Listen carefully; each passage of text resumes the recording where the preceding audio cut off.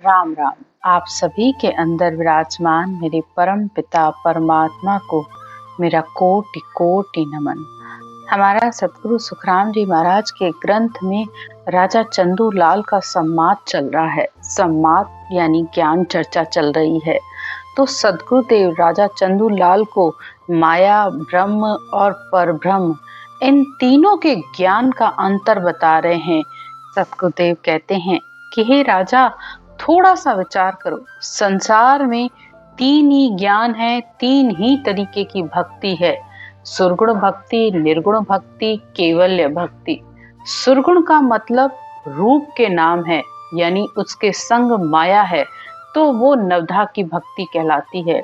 और निर्गुण का नाम अरूप का नाम है और परश्वास में रटने का नाम है, कि ज्यादा करके ऊपर के श्वास को खींचकर जो लोग अष्टांग योग, हठ योग करते हैं और मन और विचारों से ध्यान करते हैं, तो वो निर्गुण की भक्ति कहलाती है। और इसी तरह केवल्य का मतलब होता है जो वो केवल वो राम परमात्मा अंतर में प्रकट होता है। यानी जब श्वास और प्रश्वास की विधि से, संत विधि से इस राम नाम की रचना करते हैं, तो वो सत्शब्द, शब्द धुन जो एक आवाज के रूप में है, वो अंतर में प्रकट होती है। तो जब ये आवाज सुनाई देना शुरू हो जाती है, जिसे परमात्मा की आवाज भी कहा गया है, वो इस सिर के समय हर समय अखंड धुन के रूप में बजती रहती है, तो आत्मा उसका संग करती है। मन और विचारों का संग नहीं है ये, कि मन से मौन करके बैठ गए तो कितनी देर बैठोगे, नहीं बैठ पाओगे ज्यादा देर तक, फिर ध्यान हट जाएगा, मन इधर उधर चला जाएगा। विचारों से बैठोगे तब भी नहीं बैठ पाओगे। तो इस आत्मा को किसी का संग चाहिए होता है। तो आत्मा इस सुरत, ये सुरता शब्द का ध्यान करती है। यहाँ सुरता आत्मा को कहा गया है। जब आत्मा इसका संग करती है तो सहज अवस्था बनती है, और इस सहज अवस्था को ही सता समाधि कहा जाता है, जिसमें कोई बैठ के आपको कुछ भी करने की जरूरत नहीं है। जहां पर भी हो, जैसी स्थिति में हो, बैठो, सुमरन करो और इस धुन को सुनते रहो। और इस धुन के सहारे तो ये रटना भी अपने आप चलती है, आपको करने की जरूरत नहीं पड़ती है। तो इस धुन को परमात्मा की आवाज कहा जाता है। नीचे शरीर से आप भले रटना करते हो तो आप परमात्मा को बुला रहे हो, लेकिन जब ये धुन, ये जब आवाज सुनाई देती है, तो परमात्मा ने आपको याद किया है। तो ऐसी अवस्था, इस सता समाधि की अवस्था बहुत ही श्रेष्ठ मानी जाती है। कहने का मतलब ये है कि ब्रह्म के ध्यान में भी फर्क है, कि सुरगुण के ध्यान में, निर्गुण के ध्यान में और केवल ज्ञान के ध्यान में, तीनों में ही अंतर है। आगे सदगुरुदेव कहते हैं, हे राजा, ब्रह्म ध्यान में फेर कहावे, बिना भेद सुन मोख न पावे। तो हे राजा, ब्रह्म का ध्यान भी अलग अलग है। कोई मन से ब्रह्म का ध्यान करता है, कोई चित्त से चिंतन करता है, कोई बुद्धि से ब्रह्म का निश्चय करता है कि मैं ही ब्रह्म हूँ। तो मैं ही ब्रह्म हूँ, हाँ बिल्कुल, सारी सृष्टि की सकल आत्माएं, चाहे ऋषि हो, मुनि हो, पीर हो, पैगंबर हो, अवतार हो, मनुष्य हो, सारी सकल सृष्टि की आत्माएं ब्रह्म हैं। लेकिन इस ब्रह्म को जाना कैसे जाए? अपने आप को सिर्फ ब्रह्म मान लेने से और ब्रह्म का निश्चय कर लेने से ब्रह्म थोड़ी हो जाते हैं। उस ब्रह्म को अंदर प्रकट करना होता है। वो अंदर कैसे आएगा? उस ब्रह्म का ध्यान सबसे ऊपर है। तो इस तरह कोई मौन होके बैठ जाता है और सोचते हैं कि इससे मोक्ष हो जाती है, लेकिन सदगुरुदेव कहते हैं, बिना भेद सुन मोक्ष न पावे। तो बिना संत विधि के सुमरन के, बिना भेद के, बिना नाम जप के मुक्ति, मोक्ष होता ही नहीं है। मोक्ष भी जीते जी वाली मोक्ष, मरने के बाद वाली नहीं। जीते जी आत्मा अपने इस सारे बंधनों को तोड़ती है, तब मुक्त होती है। आगे कहते हैं, जो जलसु सुन नावे धोवे, पीवण विध प्यास न खोवे। अब संसार में सब कुछ चीजें जल से बनी हुई हैं, लेकिन जब तक जल को पिया न जाए तो प्यास नहीं बुझती है। नहाने और धोने से आप सोचो, मैं नहाने से मेरी प्यास बुझ जाए या धोने से मेरी प्यास बुझ जाए, ऐसा कभी भी नहीं होता है। जिस तरह एक वृक्ष के बीज को पौधा बनने के लिए, पेड़ बनने के लिए जल की आवश्यकता है, उसी तरह इस आत्मा को इस परम मोक्ष की प्राप्ति करने के लिए उस परम नाम को लेना पड़ता है, उस निज नाम की सुमरन करना पड़ता है। तब आत्मा उस परब्रह्म परमात्मा को जान पाती है, उसमें मिल पाती है।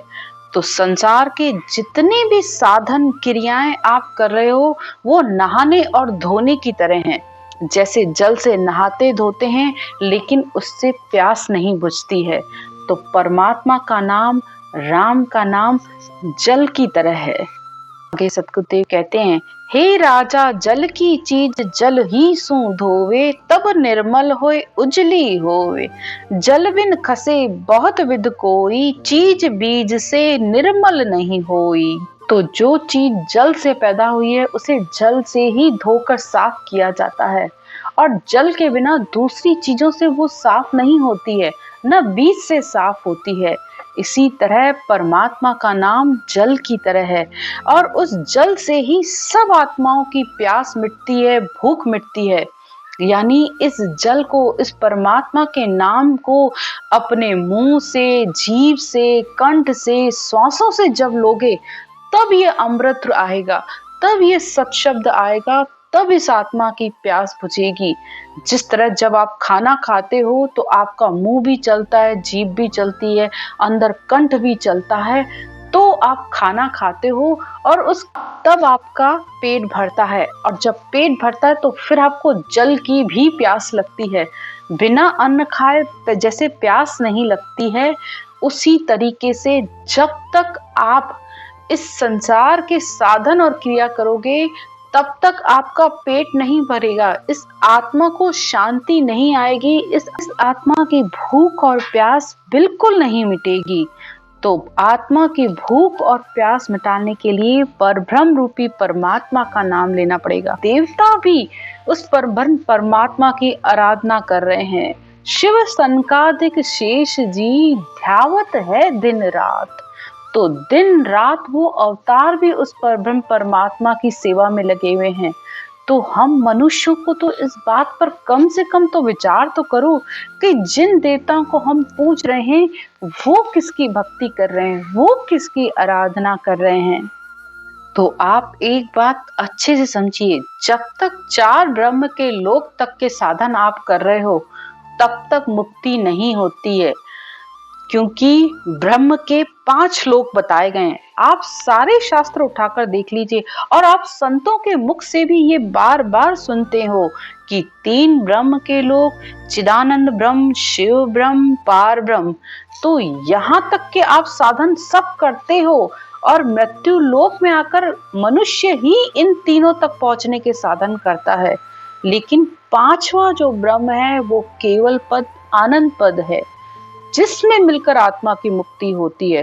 तो 4 लोक तो थिर सदा, एक लोक मिट जाए।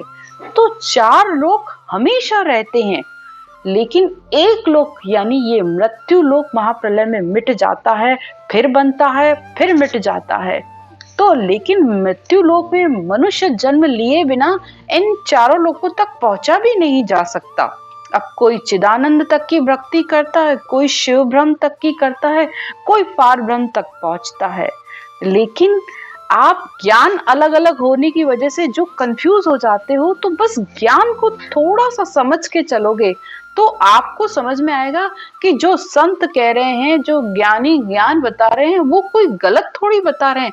बस जो जो जहां जहां पहुंचा है वो वहां वहां तक की बात कर रहा है। लेकिन सतगुरुदेव ने हमें इस ज्ञान ग्रंथ में सारे ज्ञानों का अर्थ बता दिया। सारे ज्ञानों को बताकर उन्होंने बता दिया कि यहाँ ये भक्ति करोगे तो यहाँ तक पहुंचोगे। तो ये सारे ज्ञानों का इसमें सार है। आगे सतगुरुदेव कहते हैं, हे राजा भारी चीज तके जग माही, तैसे सब अवतार कहाई, हल्की चीज वस्तु सब ठाणो, ऐसे जग संसार बखाणो।